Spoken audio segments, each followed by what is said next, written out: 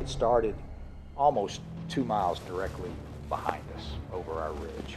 The winds that morning were pretty severe. And it was a little fire in a meadow. Now everybody knew the conditions were really bad. And mostly it was in a meadow, few torching trees.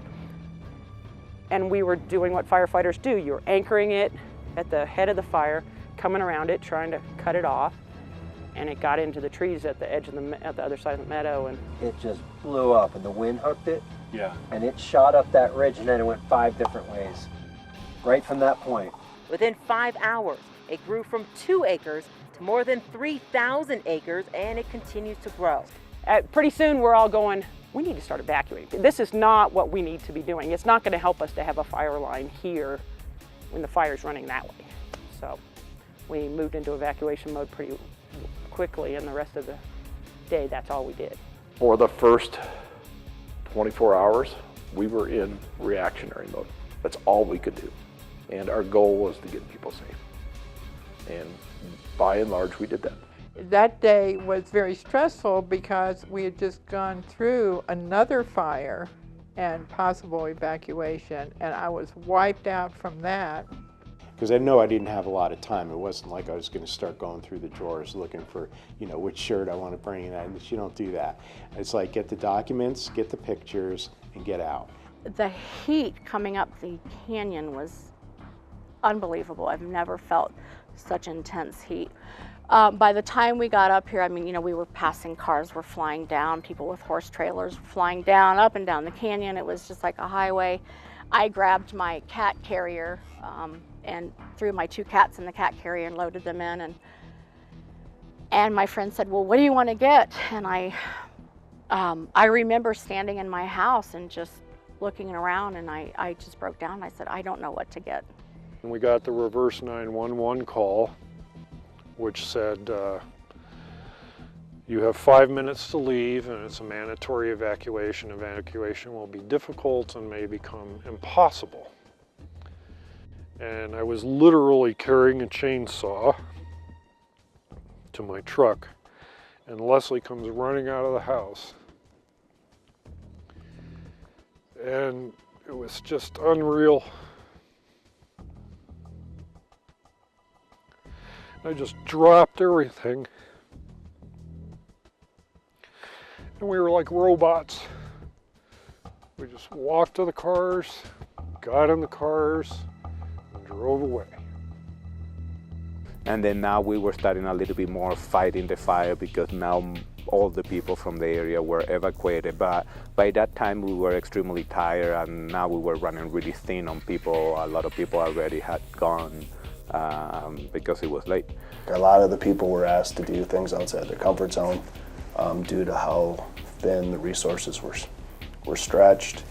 As you can imagine, communications were overwhelmed. I mean, each one of those subdivisions would have been a huge issue by itself, but to have them all happening at the same time.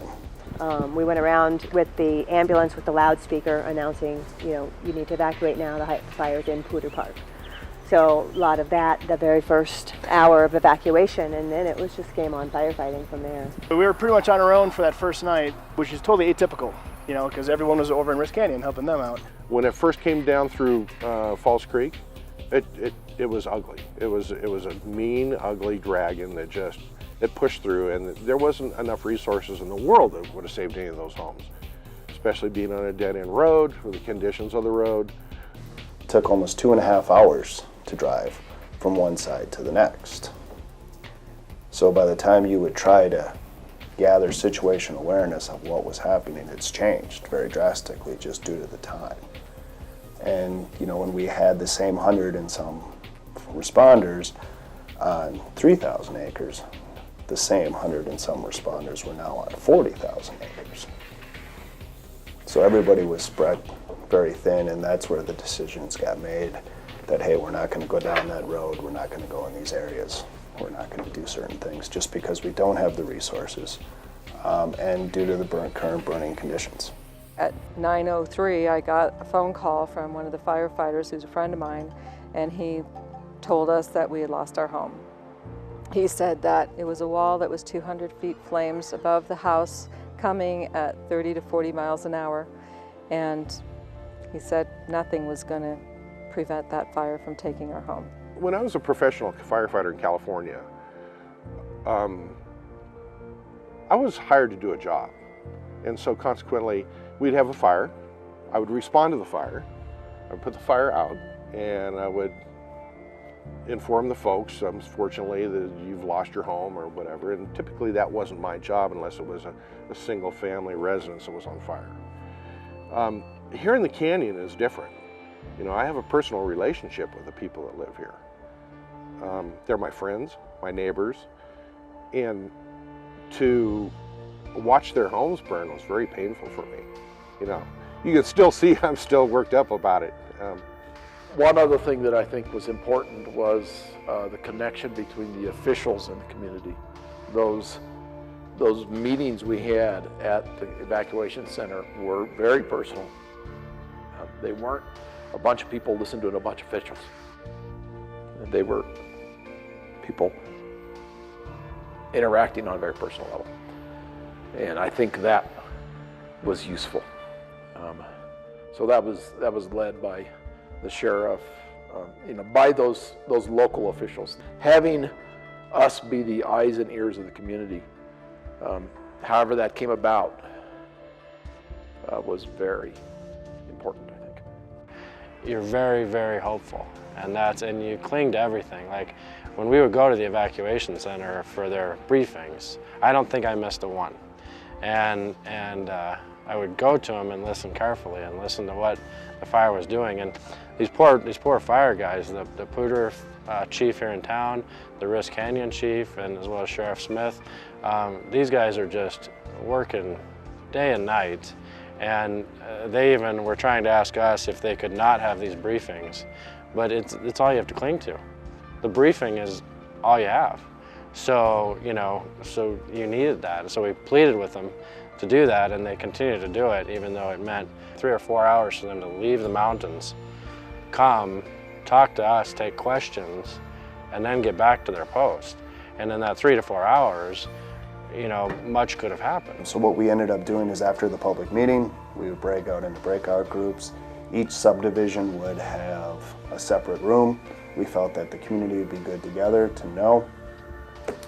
And then we would have tabular lists right by address. And the ones that were destroyed were not highlighted. The ones that were still standing were the highlighted ones. And then we would just lower the lists and give the community a period of time to celebrate or to cry.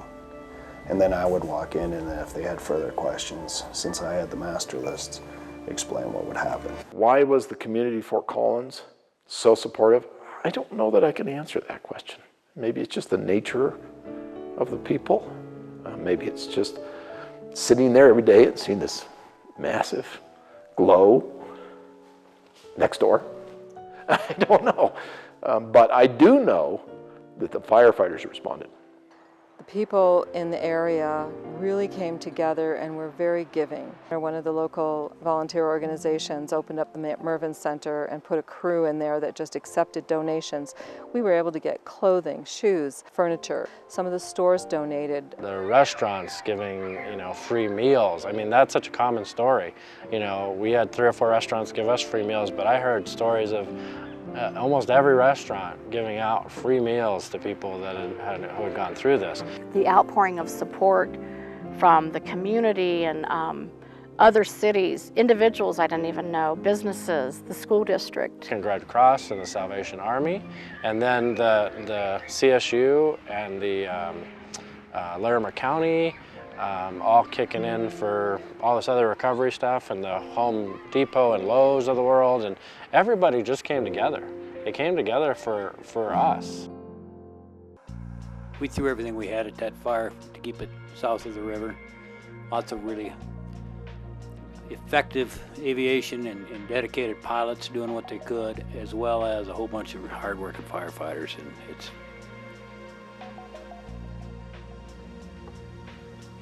So, but it still got us, and got many of your homes, so. They had the whole fire to deal with, so they needed to stop it basically behind the big mountains up here, which are east and west white pine, and get a line around it using the Pingree Park Road, which they ultimately did. Had they done the burnouts that we wanted, it would have kicked up the fire behavior and the fire would have gotten to those areas much quicker and much harder, and probably would have made that action impossible. So we understand that, but our buy-in was, let's just keep it on that side of the Poudre. And that's probably really the only real firefighting controversy there is, and that's between us and the people on the other side of the Poudre. So totally understandable, but that's what we believe could have happened, and we're not the only ones. But it didn't, and the reality is we took some other action that kept it as in control as we possibly could, but we still lost a lot. I had been assigned a radio since the chief didn't think after a stem cell transplant I should be out on the line. And so I was handling all the base radios and all the radio communication at the fire department, and heard the tone change from, oh, you know, it was a Friday and we were hoping that all of Glacier View would be back in on Sunday, to put out an all hands page. We need everybody here as soon as possible. And we joined the rest of the federal teams out there fighting the fire as it jumped across. And went to the movie thinking, okay, I'm gonna go home. And when I get out of the movie, my cell phone just went nuts. And I started listening to my messages, and people were going, boy, if you're a praying person, now's the time to do it. Things are really stepping up. And by the time we got back to these kids' parents' house, my house was burning on the news. And it was like, oh, what is this? It's something that you can't even imagine what it does to you. And, you know, what it did to my wife, you know, Marilyn, it was really hard on her. You know, we struggled, and you know, because you're in a daze, you know, you few clothes that you got out, I mean, you everything, and you start thinking about everything, and you know, I picture things that you wonder at what point they started to burn. And I drove up the driveway, and you can't see until you make a curve and come around, and then you're looking right up this draw, this gully, and the house was right in the middle. And as soon as I turned the corner and looked, I could just see it smoldering, you know, and that was it. And so I drove up, and you know, I parked and I got out. It was still high. I mean, there's still flames. Some things. The steel roof was all crumpled and down on the ground, and everything. The greenhouse was gone. The shop was gone, and just the metal roofing material and piles of debris. You know, all the contents and everything was gone. I tend to be a questioner, like, why do these things happen, and what is this about? Is there a deeper meaning? And right over here, kind of right behind me, is I had a rock garden. And in my rock garden, I had a teak Kuan Yin. And Kuan Yin is a goddess of compassion and mercy, and she's very much a part of my spiritual journey. And when I drive up in the driveway, she's still here. House is gone, garage is gone, nothing. You know, trees are gone, and there she's standing. And immediately to me, I was like going, okay, it's gonna be okay. Then we got contacted by a group that was helping people with the recovery side of things, and you want to tell them about it? They basically said that they were part of Samaritan's Purse, and that they had volunteers from other areas of Colorado that they would like to come up and help us with cleanup. And primarily, at that point, you're looking at it going, well, what can you do? It's just a mess. And so we said, okay. They showed up. There were probably 15 to 20 of them that morning. And they kept saying, this is such a blessing to be able to help you. And we're like, oh, no, you're the ones blessing us. And they were like, no, because we really want to be able to help you in this way. And it was a huge experience. And they sifted through as much as they could in the whole foundation area, finding pieces of things. Everything that was up here burned, yeah. Was it a tough decision to decide to rebuild, or was that?